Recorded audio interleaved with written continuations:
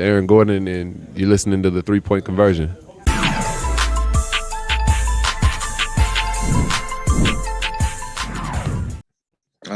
First person, my Lord and Savior Jesus Christ.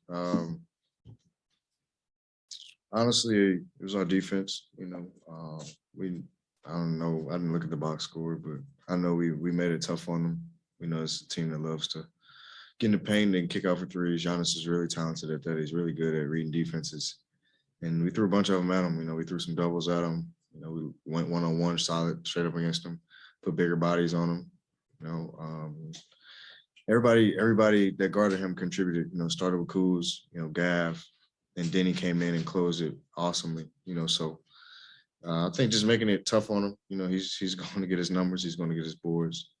So just really making it tough on everybody, and then offensively, the ball is flying again tonight. The block that Gafford had on Giannis, coach said that's a play that not many people can make. Mm-hmm. What was your perspective as you saw that happen? Coach is right, because one, not everybody has the same body type as Giannis. He's a freak athlete, and obviously, no pun intended, but his name, it speaks for itself. But Gaff is a freak too. Gaff is a freak athlete. He has strong legs, big body. So, it was kind of big on big, meet at the rim, and he may have laid the ball up a few times, but Gaff, he's going to contest a good amount of them, and that block was huge for us. So, Gaff is getting better night in and night out of understanding, how he can impact the game on a defensive end for us, and he's constantly doing that. Brad, how are you feeling with the adjustment to playing with new teammates, particularly new teammates who are seasoned veterans who can contribute when given the opportunity? It feels great. Not having to make every play, do everything. I can really focus on a lot of other things in the game, especially my defense. But more or less, it's an amazing feeling knowing that, you have vets, and when it's time to close out a game and win a game, they're prepared. They know what to do, and we're all, camaraderie-wise are ready to go. And you can look at the guy next to you and know that he's been in this trench before. So it's an unbelievable feeling. We're still not perfect. We still have a lot of things we need to work out and get better at, but it's definitely the strides in the right direction. Brad, I feel like you've said the past couple of years, you just mentioned at the beginning of the season, defense is something that you've been wanting to work on. What has Wes had you focus on to actually get to the point where he's the first thing he said about your performance tonight, he was I thought he was great on defense and you had 30. What is he telling you to hone in on? It's really not anything he's telling me. It's kind of me challenging my mentality, because I can defend, and I know I can defend, and it's just a matter of just doing it. Coach has his schemes and he has his methods of how he wants us to guard, and he challenges me just like he challenges everybody else.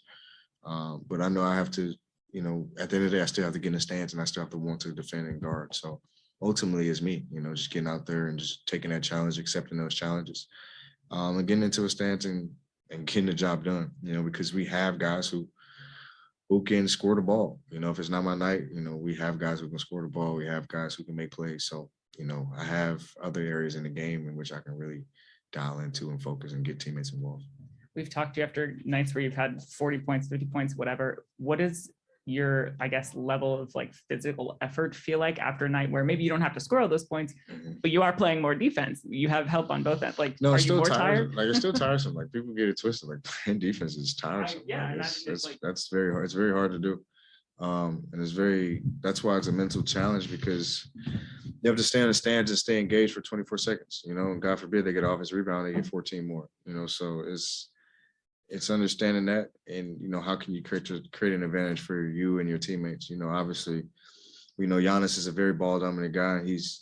We have chances to load up off of him, and, it kind of gives us that little breather of not having to guard guys who dribble all the time, but just his pressure and the pressure of the team, and they cut hard and they screen hard, it still wears you down. So I still feel like I played a playoff game tonight, but at the same time, I do feel good. I feel my body feels great.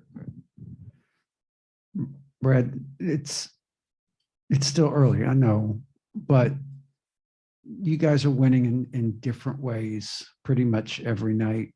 And when you see something like tonight, when Gafford blocks Giannis and and Kuz has a block in the fourth quarter, and Denny makes the right read and the right play. And then when he knocks down the three to kind of put the game away, what does that do to your belief system about this group and what's possible? A lot. I mean, because I can speak on Denny. I turned the ball over late in the game. Denny cut. I threw it to him. I feel like he was a little too far. And I think Pat jumped the ball and stole it. The same play, he jumped me again. I hit him in the middle. He came a little bit closer, so he met the ball. And, I trust everybody, doesn't matter who's in the game. And at the end of the game, it required me to do that more, get off the ball. I already turned it over more than enough. So being able to trust my teammates in those situations I wish I could really explain how it feels, but it's amazing, because it shows our growth and our maturity. Because in years past, we wouldn't close out these close games. We would fumble it, find out a way to trick it off. We were really locked in, buried in. One, got stops, and then two, on offense, we took our time and make sure we executed. And got a big shot by Spence.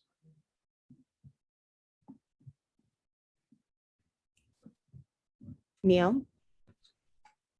Hey, Brad, when you got switched onto Grayson and you forced that shot clock violation, you and Wes, dapped up. What kind of just energy or, excitement does that give you in the moment?